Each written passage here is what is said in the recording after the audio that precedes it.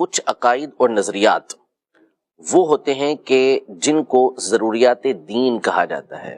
اچھا. یعنی ایسے عقائد اور نظریات ہوتے ہیں کہ جس پر بندے کے دین کا دار و مدار ہوتا ہے، اور ان عقائد اور نظریات کو کہ یہ اسلام کے ضروری عقائد ہیں، اس کو ہر خاص اور عام جانتا ہے.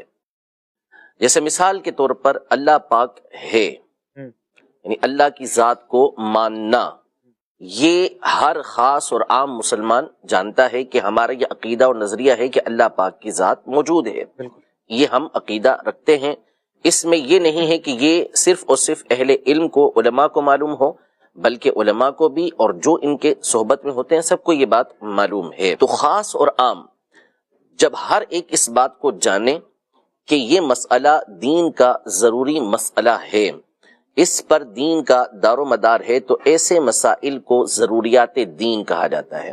خاص سے مراد علماء اور عام سے مراد وہ لوگ کہ جو علماء کی صحبت میں آتے جاتے رہتے ہیں، جن کو صحبت ملتی رہتی ہے، جن کو معلومات ملتی رہتی ہے، ایسے افراد کو یہاں پر عام افراد کہا گیا ہے.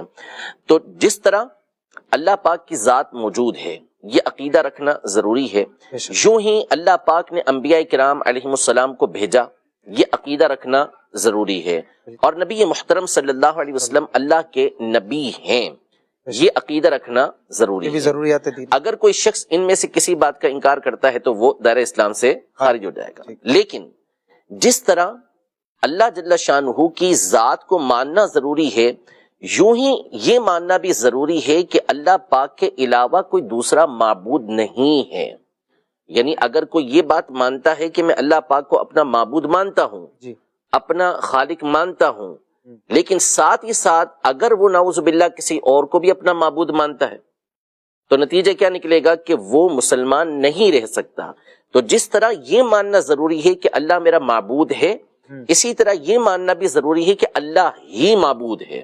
ٹھیک ہے، صرف یوں ہی جس طرح یہ عقیدہ رکھنا ضروری ہے کہ نبی پاک صلی اللہ علیہ وسلم ہمارے نبی ہیں، یوں ہی یہ عقیدہ رکھنا ضروری ہے کہ نبی پاک صلی اللہ علیہ وسلم اللہ کے آخری نبی ہیں. اچھا. تو اگر کوئی یہ مان لیتا ہے کہ میں نبی پاک صلی اللہ علیہ وسلم کو نبی مان رہا ہوں، لیکن آپ علیہ الصلوۃ والسلام کو آخری نبی نہیں مانتا، جس کو ہم خاتم النبیین کہتے ہیں، تو اس صورت میں وہ مسلمان نہیں رہ سکتا.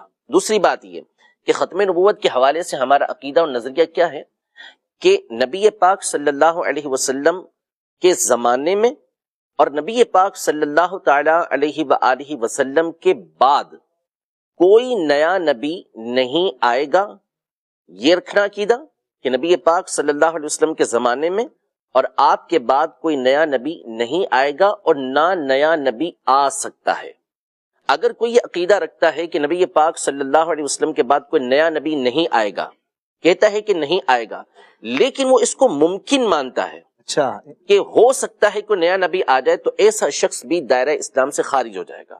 اس لیے کہ جب اللہ پاک نے اس بات کا واضح اعلان فرما دیا کہ نبی پاک صلی اللہ علیہ وسلم یہ آخری نبی ہیں، آپ پر نبوت کا دروازہ بند کر دیا گیا، اب وہ کہتا ہے کہ نہیں کوئی اور نبی آ سکتا ہے، تو اس کا مطلب ہے کہ وہ اللہ پاک کی بات کو جھٹلا رہا ہے. صحیح کہ اللہ پاک فرمائے کہ نہیں آئے گا، نہیں آ سکتا، ان پر نبوت کا دروازہ بند ہو گیا، ختم ہو گیا، اب کوئی نبی نہیں آنے کا، وہ کہتے نہیں آ سکتا ہے، تو آپ تو اللہ پاک کی بات کو جھٹلا رہے ہیں. یہ بہت سارے دلائل ہیں، اور اس میں سب سے بنیادی جو عقیدہ اور نظریہ ہے وہ سورۃ الاحزاب میں اللہ پاک نے واضح طور پہ فرمایا کہ ما کان محمد ابا احد من رجالکم ولکن رسول اللہ وخاتم النبیین وکان اللہ بکل شیء علیما.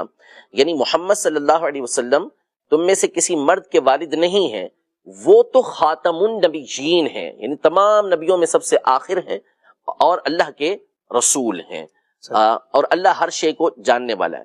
تو یہ اللہ پاک نے واضح اعلان فرما دیا سورۃ الاحزاب کے اندر کہ نبی پاک صلی اللہ علیہ وسلم یہ اللہ کے آخری نبی ہیں، اب کوئی دوسرا نبی ہو نہیں سکتا.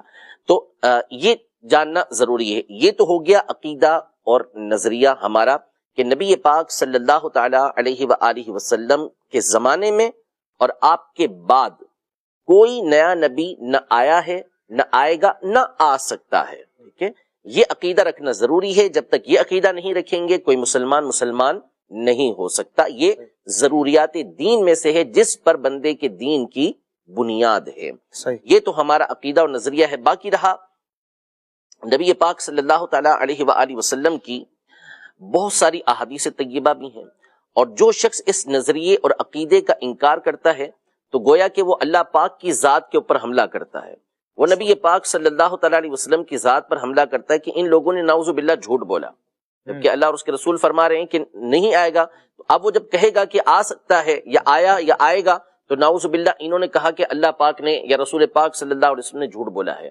تو یہ عزت پر ہی حملہ ہوا کہ کسی کو جھوٹا قرار دینا. تو اس سے ہم اس کی امپورٹنٹ سمجھ سکتے ہیں، اس کی اہمیت کو اچھی طرح سے سمجھ سکتے ہیں.